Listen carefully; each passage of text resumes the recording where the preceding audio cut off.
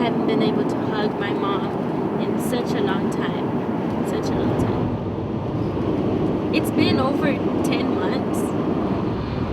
And I know that one hug would make so much of a difference.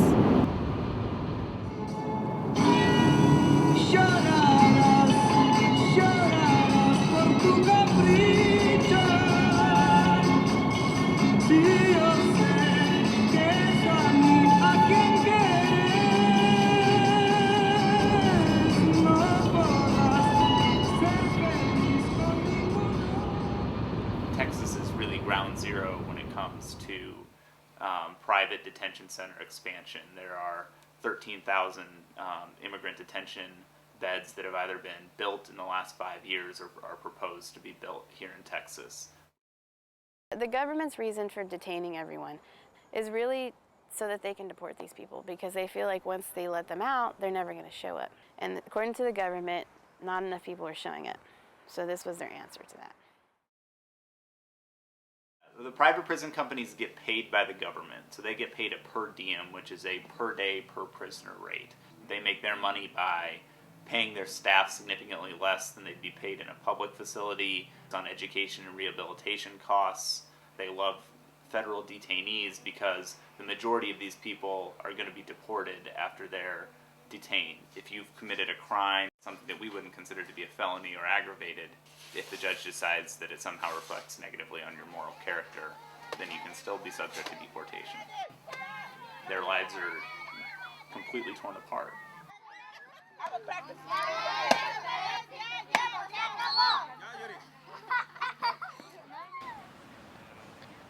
I grew up with my mom and dad in the household until about 6th grade, when my father was deported. As a single parent, it was very hard for her to make subsistence off of the minimum wage that was offered, and she had been refused by welfare. Right there, with her work clothes on.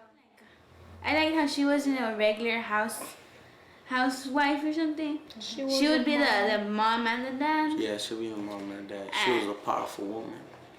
She took care of us. I know, that was a struggle. She couldn't meet the rent. She couldn't make the investments that it took to keep the house in livable conditions.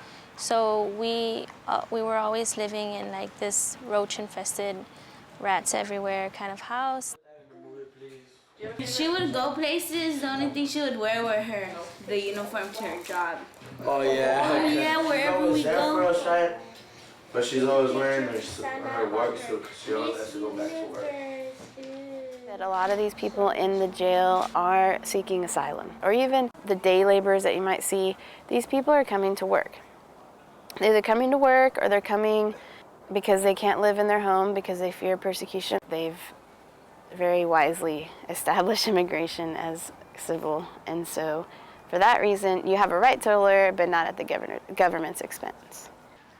My mom never applied for her citizenship because of time and money. She had an informal transportation company. She got in a wreck, and the officer who took down her information asked everybody else's information in the car, like whether they were documented or not, and so he caught INS.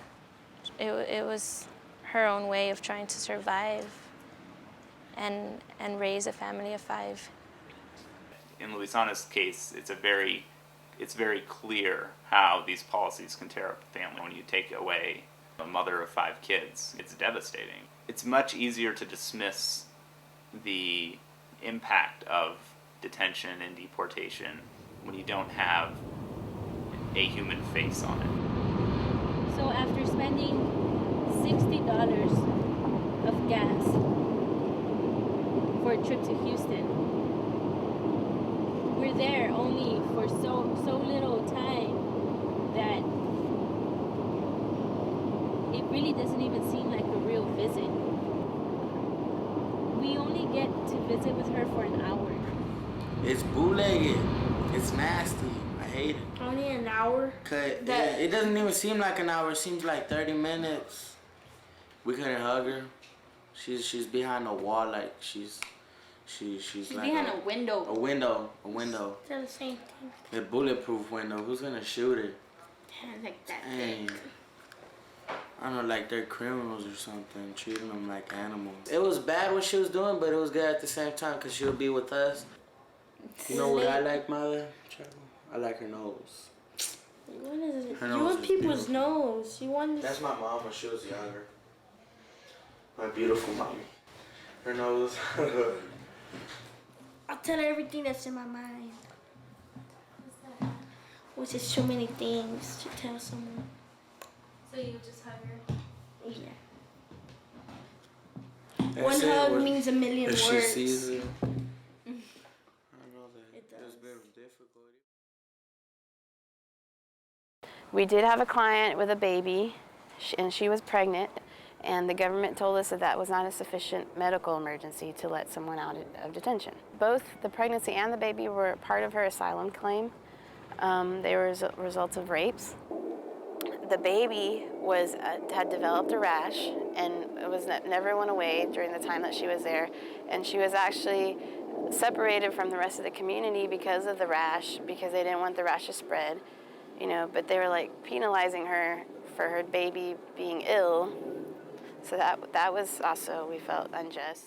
There are very clear alternatives to immigrant detention. The Vera Institute basically found that over 90% of people will return to their immigration hearings if they're released under some sort of supervision program. That's an alternative that's much less costly. It's just much more humane. It's a much more just sort of way of dealing with immigration cases, rather than just lock everybody up and prosecute everybody to the fullest extent of the law. Anyone who comes with a child will be detained with the children in the Hutto Family Detention Center. And I mean, there are just all kinds of psychological and I think human rights issues involved in that. The kids and the parents go to school for 1 hour a day. But I mean, an hour a day, we all know, is not sufficient education for a child. A big complaint that I've heard from the families is the food. I met with one woman who said her son was vomited every day. Most of the families are saying our kids are losing weight. All the kids are losing weight. Could be because of food, because of emotional stress, etc. She never knew how to draw until she went over there. She had nothing else to do because she doesn't go outside. So she just started learning how to draw. This one represents my mom crying and the different flowers of us. And then she says, "Remember me, you're on my mind every second of the day because I love you."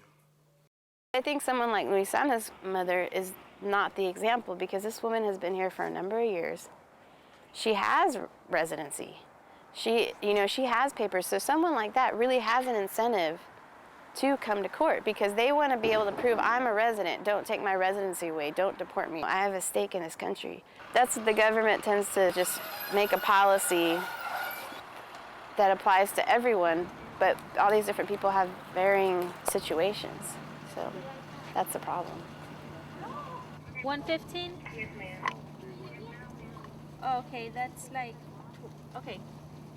There were tons of times when we just sort of wanted to throw in the towel and give up and just accept the deportation.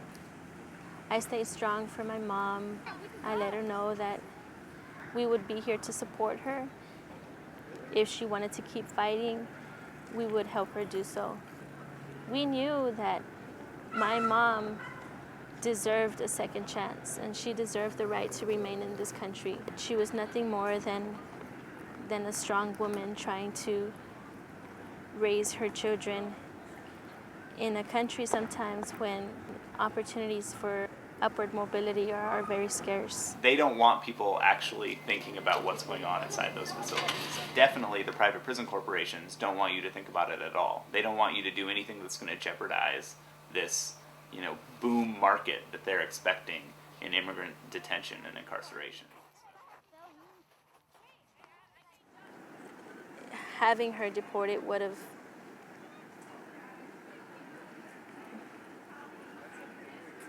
destroyed, I think, the futures of all of us.